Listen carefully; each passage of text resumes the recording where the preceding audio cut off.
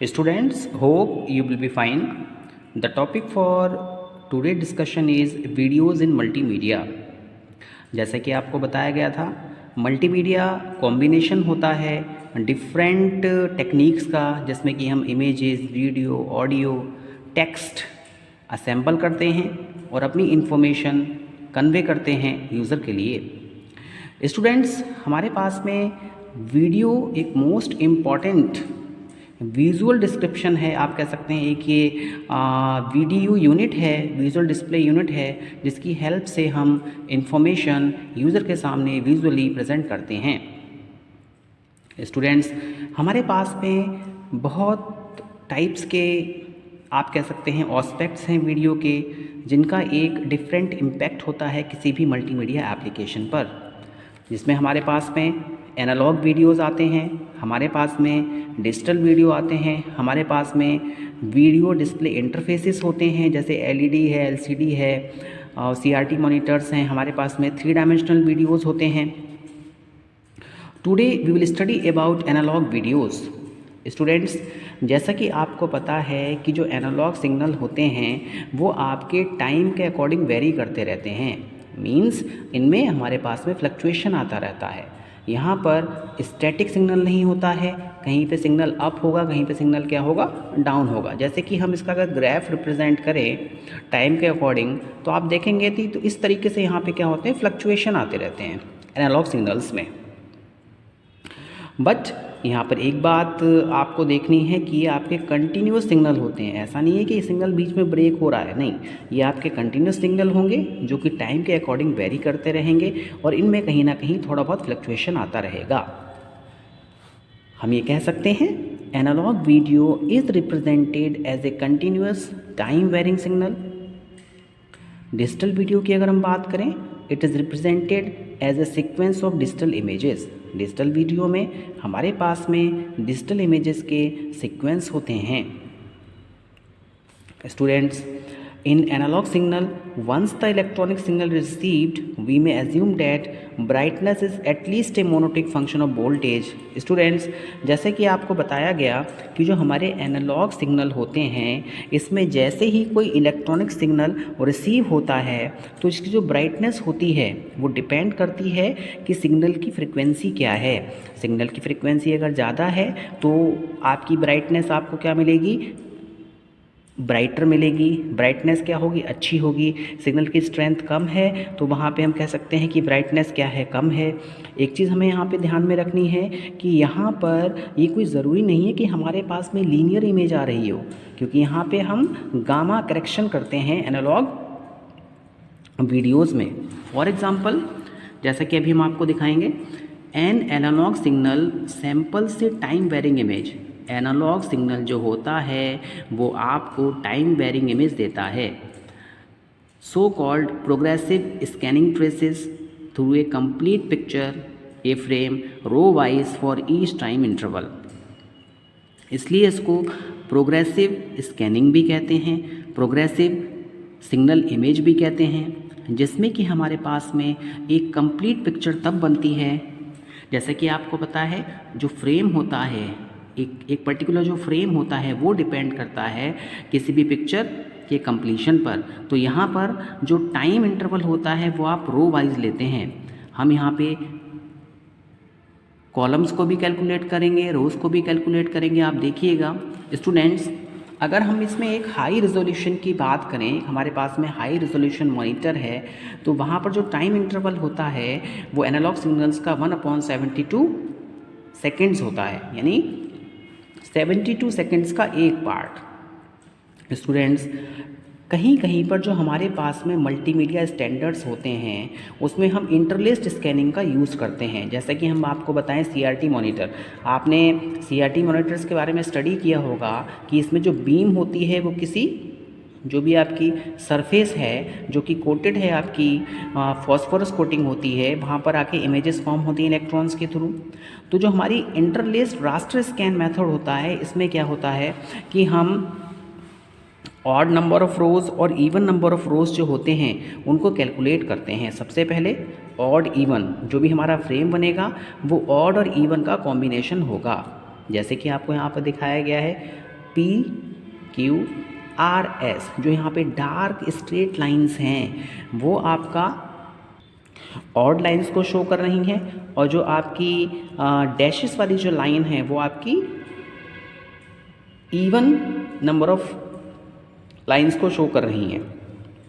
तो यहाँ पे 1 ऑड 1 इवन 1 ऑड 1 इवन मिला के एक पर्टिकुलर फ्रेम बनता है। आप देखेंगे कि जो हमारे पास में ऑड है P Q R S T, यहाँ पे फिनिश हो रहा है, और जो हमारे पास में इवन है वो आपका यू से लेके वी तक फिनिश हो, ये आपका इंटरलेस्ड रास्टर स्कैन कहलाता है। नाउ स्टूडेंट्स जैसा कि आपको बताया गया कि जो हमारी क्या है इंटरलेस्ड स्कैनिंग है, इसमें हम ऑड नंबर ऑफ लाइंस को कैलकुलेट करते हैं, इवन नंबर ऑफ लाइंस को कैलकुलेट करते हैं। तो जो हमारी इंटरलेस्ड स्कैनिंग होती है, in this odd numbered lines are trace first then the even number lines. सबसे पहले ऑड नंबर की जो लाइन होती हैं उनको ट्रेस किया जाता है, उसके बाद में इवन नंबर की लाइन को ट्रेस किया जाता है। स्टूडेंट्स, यहाँ पर जो हमारे पास में फील्ड्स होती हैं, 2 फील्ड्स मेकअप 1 फ्रेम, यहाँ पे 2 फील्ड मिलके एक फ्रेम बनाती हैं। एक ऑड लाइन और एक इवन लाइन मिलकर कोऑर्डिनेशन में एक फील्ड बनाएगी। स्टूडेंट्स, इन दिस हम ये कह सकते हैं जो हमारी स्कैन लाइंस होती हैं वो हॉरिजॉन्टल नहीं होती हैं। क्यों नहीं होती हैं? क्योंकि यहाँ पर एक स्मॉल वोल्टेज अप्लाई किया जाता है, और जो आपके इलेक्ट्रॉन्स होते हैं वो डाउनवर्ड्स मूव करते हैं ओवर द टाइम, जैसे कि मैंने आपको बताया CRT मॉनिटर्स।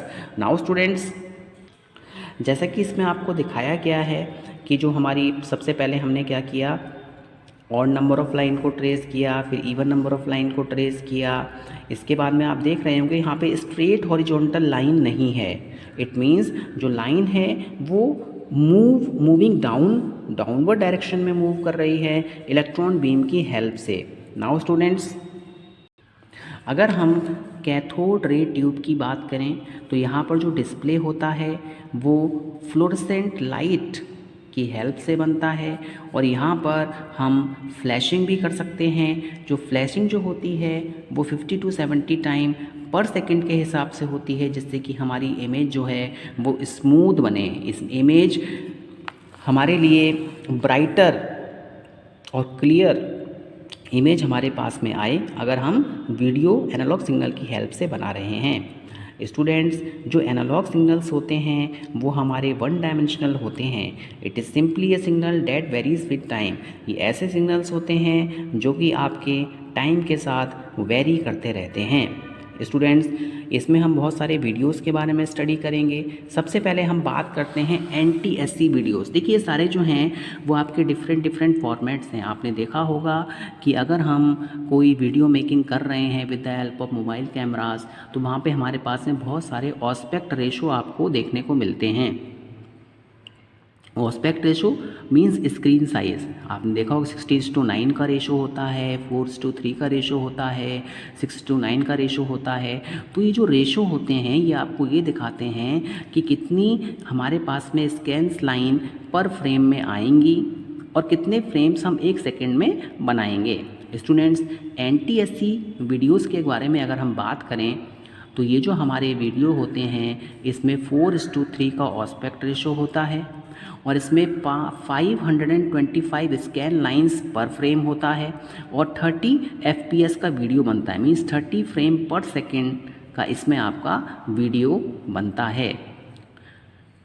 स्टूडेंट्स, अगर हम मोर एग्जैक्टली इसकी बात करें तो कुछ हिस्टोरिकल रीजंस हैं जहां पर आपको NTSC video by default 29.97 frame पर सेकंड के हिसाब से मिलेगा।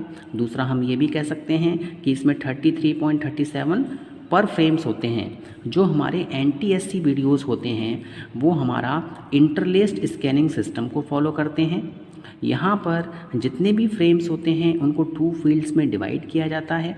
जैसे मेरे पास में 525 स्कैनिंग लाइंस हैं तो 262.5 लाइंस पर फील्ड होंगी। पर फील्ड की हम यहाँ पे बात करें तो 262.5 जो हैं वो हमारे पास में ऑड लाइंस होंगी, 262.5 हमारे पास में इवन लाइंस होंगी। तो पहले ऑड लाइंस को ट्रेस किया जाएगा, बाद में इवन लाइंस को ट्रेस किया जाएगा, और एक इवन और एक ऑड लाइन मिलके एक फ्रेम यहाँ पे क्रिएट करेंगी। स्टूडेंट्स, जो हमारे NTSC वीडियोस होते हैं वो आप कह सकते हैं इसमें एनालॉग सिग्नल का तो यूज़ होगा ही होगा, लेकिन बट यहाँ पे कोई फिक्स्ड हॉरिजॉन्टल रिजोल्यूशन नहीं होता है। मींस कहीं ना कहीं आपको पिक्चर की जो क्वालिटी है वो थोड़ी सी आपको उसमें डाउनफॉल देखने को मिलेगा। स्टूडेंट्स, इसके बाद हम बात करते हैं PAL वीडियोस का। देखिए, जो हमारे PAL वीडियोस होते हैं वो फेज़ अल्टरनेटिंग लाइंस कहलाते हैं। PAL की जो फुल फॉर्म है that is phase alternating line. आपने देखा होगा जो हमारे टीवी के स्टैंडर्ड्स हैं, ये जो PAL वीडियोस थे इनको इन्वेंट किया था जर्मन साइंटिस्ट ने। जैसे जैसे स्कैनिंग लाइंस बढ़ती जाएंगी वैसे वैसे क्या होगा, पिक्चर की क्वालिटी आपकी थोड़ा सा इंक्रीज़ हो जाएगी। स्टूडेंट्स, इसमें हम कह सकते हैं कि हमारे पास में 625 स्कैन लाइंस होती हैं एक फ्रेम में, जिसको कि आप डेवलप करते हैं 25 फ्रेम पर सेकंड, और इसका जो ऑस्पेक्ट रेशो होता है वो होता है 4:3, और ये जो हमारी क्या होती है, इंटरलेस्ड फील्ड होती हैं। नाउ स्टूडेंट्स, जो हमारे PAL वीडियोस होते हैं वो आपके YUV कलर मॉडल पे वर्क करते हैं, जिसमें कि हमारे पास में 8 मेगाहर्ट्ज चैनल होता है। इसकी अगर हम बैंडविड्थ की बात करें तो इसमें जो एलोकेशन होता है बैंडविड्थ का वो आपका 5.5 मेगाहर्ट्ज है। स्टूडेंट्स, इनका जो रिजोल्यूशन है वो आपका NTSC वीडियोस के कंपैरिजन में ज़्यादा होता है। जैसा कि आपको बताया गया कि जो हमारे पास में NTSC वीडियोस होते हैं उनमें हमारे पास में 525 लाइंस पर फ्रेम में होती हैं, और जो हमारे PAL वीडियोस होते हैं इनमें हमारे पास में 625 लाइंस पर फ्रेम होती हैं। तो जैसे जैसे हमारे पास में लाइंस पर फ्रेम इंक्रीज़ होगा वैसे वैसे रिजोल्यूशन भी इसका इंक्रीज़ होता जाएगा। स्टूडेंट्स, इसके बाद हमारे पास में आते हैं SECAM वीडियोस। ये जो वीडियोस थे ये आपके इन्वेंट किए थे फ्रेंच ने, और ये हमारा एक third major broadcast TV standard है। इसकी अगर हम बात करें तो इसमें हमारे पास में सिस्टम इलेक्ट्रॉनिक्यो कोलरो एविक मेमोरी, इसमें 625 स्कैनिंग लाइंस का यूज़ होता है, जिसको कि 25 फ्रेम पर सेकंड के हिसाब से बनाया जाता है। इसका जो ऑस्पेक्ट रेशियो 4:3 है। ये भी हमारे इंटरलेस्ड फील्ड होती हैं, मींस इवन और ऑड का कॉम्बिनेशन होता है। ये जो SECAM वीडियोस हैं वो हमारे PAL वीडियोस के सिमिलर होते हैं, और ये थोड़ा सा स्लाइटली आप कह सकते हैं कि इसमें थोड़ा सा डिफरेंट कलर आता है in comparison to PAL video. Student, hope you have understood this one. Thank you very much.